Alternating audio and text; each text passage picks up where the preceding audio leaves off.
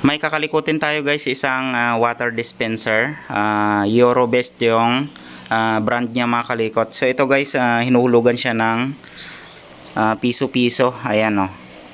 Ang may-ari nito yung kumpare ko na taga City of San Fernando. Ang problema nito mga kalikot dito sa hot niya, walang lumalabas na tubig.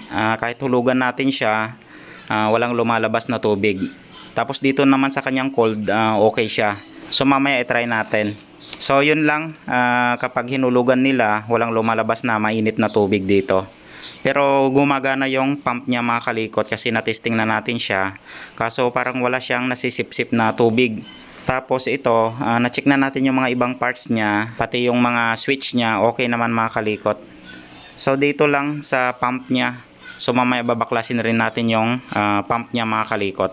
Bago natin kalikutin, shoutout muna natin yung mga sumusuporta sa ating channel, lalo na yung mga nag-subscribe at saka sa mga nag-follow na rin sa ating Facebook page. Shoutout natin si Zeniwel Palad Costales, Edison Constantino Guevara, Girl Craps, Ferrer, BD Liwanag, Hana Pigaw, Cory Soles, Lindon Loserna, Dabri, at saka kay Ann Medalya. So maraming salamat guys sa pagsuporta sa ating channel. Kapag bago lang po kayo sa aking channel, huwag nyo pong kalimutang suportahan ang ating YouTube channel at saka sa ating Facebook page. Huwag nyo pong kalimutang isubscribe ang ating YouTube channel at paklik na rin ang ating notification bell para lagi kayong updated sa mga bagong video natin mga kalikot. At saka huwag nyo rin pong kalimutang i-follow ang ating Facebook page. So tara guys, kalikutin na natin siya. Tara!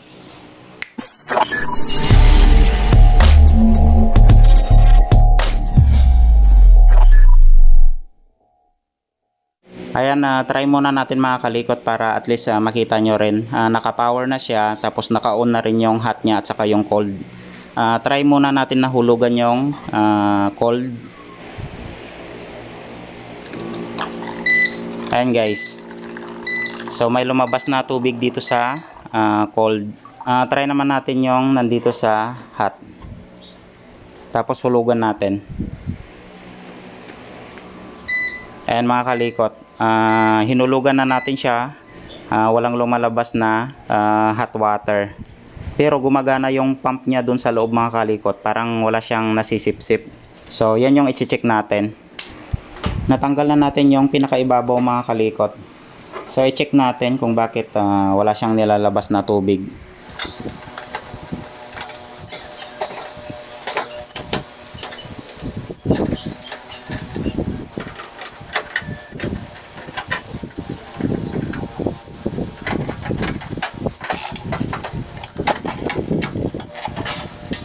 Ito yung mga pump niya mga kalikot. So doon tayo mag-check sa pump ng hot. Parang ito ata or doon, pero check pa natin. Tapos chinek rin natin yung kanyang fuse, okay naman mga kalikot. Tapos yung heater niya dito sa ilalim mga kalikot, mainit naman kapag i-switch natin. Ayan o, mainit siya. So ibig sabihin walang problema sa kanyang heater. So yung nagpapump lang talaga or bumubuga dun sa hot niya, yun yung may problema. Kaya check natin mamaya yung hose na galing sa kanyang heater papunta dun sa pinaka-gripo ng ating dispenser. Tinanggal na natin mga kalikot yung pinaka-pump ng hot water natin. Ayan siya. So na-plug na natin siya sa power supply natin. Bali 12 volts pala yung supply ng ating dynamo. So trinayin na natin siya mga kalikot, nilagyan ng tubig. Ayan o. Gumagana naman yung kanyang dynamo. Ayan, nagbabibrate siya. Kaso hindi siya sumisipsip at saka bumubuga ng tubig. Binuksan natin mga kalikot yung pump niya. Tapos binalik rin natin kasi wala namang barado. So ang ginawa natin mga kalikot, ayan o, gumana na siya. Ang ginawa natin guys, tinulungan ko siyang sumipsip or sinipsip ko yung pinaka output ng tubig or yung nilalabasan ng tubig. Bali tinulungan natin siya. So nagkaroon na siya ng laman or yung kanyang pump. Tuloy-tuloy na yung sipsip ng ating pump mga kalikot. Ayan o. Sinubukan natin yung pump niya mga kalikot. Nung una ayaw gumana. So binaklas natin to pero wala namang bumara. Ang ginawa natin habang pinagana natin or pinaandar natin, sinipsip ko dito sa out niya. So nung nagkalaman na itong hose niya kasi sinipsip natin, Doon na siya nagpump mga kalikot. So kailangan hindi talaga matuyuan dito sa loob ng pump niya. Kapag natuyuan siya, ayaw nang magsipsip mga kalikot. So nung tinulungan ko siya na sumipsip dito sa out niya, ayun na tuloy-tuloy na yung kanyang paglabas ng tubig mga kalikot. So mukhang hindi pwedeng matuyuan itong pump niya. Kailangan palaging may kargang tubig yung ating tangke. So sabi rin ng may-ari, naubusan daw ng mineral water yung tangke niya, kaya siguro doon natuyuan itong kanyang pump mga kalikot. So ibalik ulit natin. Tapos kung ayaw pa rin magsipsip, tulungan natin siya para magkaroon ng laman ito, kasi tinanggal natin yung tubig. Baka matuluan yung mga electronic parts niya doon sa loob. So ibalik ko muna. So yun yung diskarte natin, tulungan natin na isaksyon itong kanyang out niya para magkaroon ng laman ng tubig itong pump niya. So assemble ulit natin. So ibabalik ko lang siya mga kalikot. Bali update ko na lang kayo kapag nabuo na natin.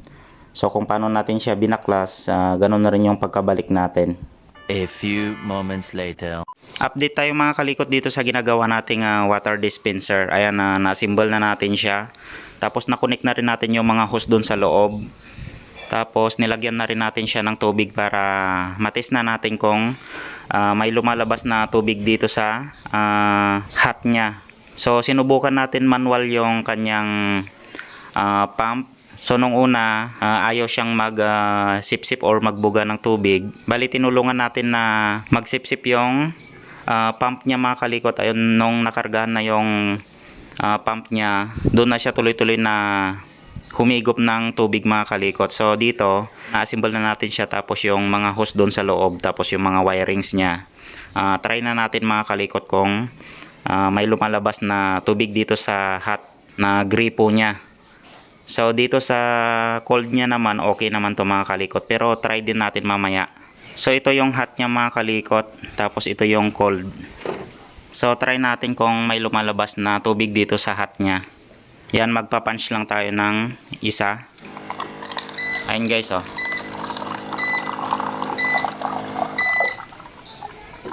Ayan, so naging okay na siya. Try naman natin dito sa cold. So dito naman tayo sa isa. Saan na ba yun? Ayan. Ayan. Pero yung cold niya dati okay naman to. Ang inayos lang natin dito sa hot. Yan, tapon muna natin yung tubig para matest ulit natin. Try ulit natin sa hot. Ayan guys. Okay. Dito naman sa cold. Ayan mga kalikot. Ayan, so okay na siya mga kalikot.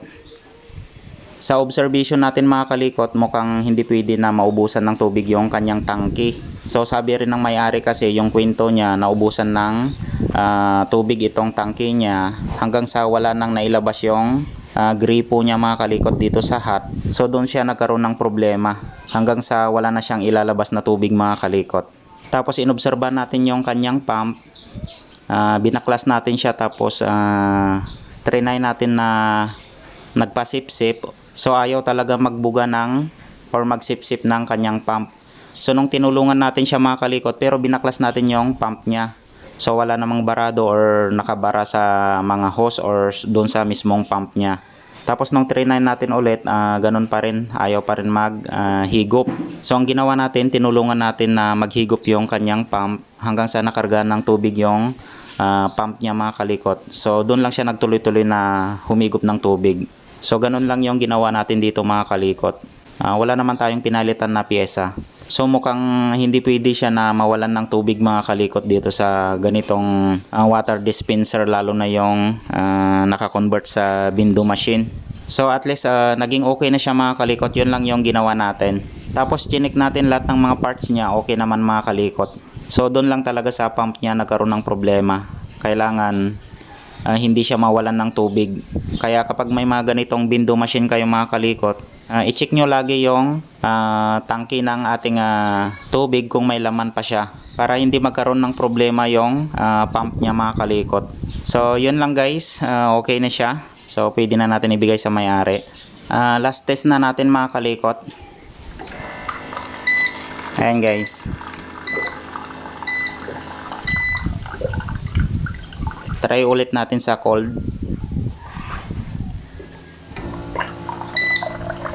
Ayan. So okay na siya. So okay, hanggang dito na lang yung video natin para dito sa ating water dispenser na bindo or bindo machine. So yun lang yung ginawa natin, ni-repair lang natin yung kanyang pump doon sa kanyang pump motor. So sana makatulong ulit tong video na to sa inyo mga kalikot. Maraming salamat sa panonood ng mga video natin. Kapag nagustuhan nyo yung ganitong mga video mga kalikot, huwag nyo pong kalimutang suportahan ng ating channel. Huwag nyo pong kalimutang i-subscribe ang ating YouTube channel at paklik na rin ang ating notification bell para lagi kayong updated sa mga bagong video natin mga kalikot. At saka huwag nyo rin pong kalimutang i-follow ang ating Facebook page. So maraming salamat, ingat kayong lahat ng God bless sa ating lahat mga kalikot. Bye bye.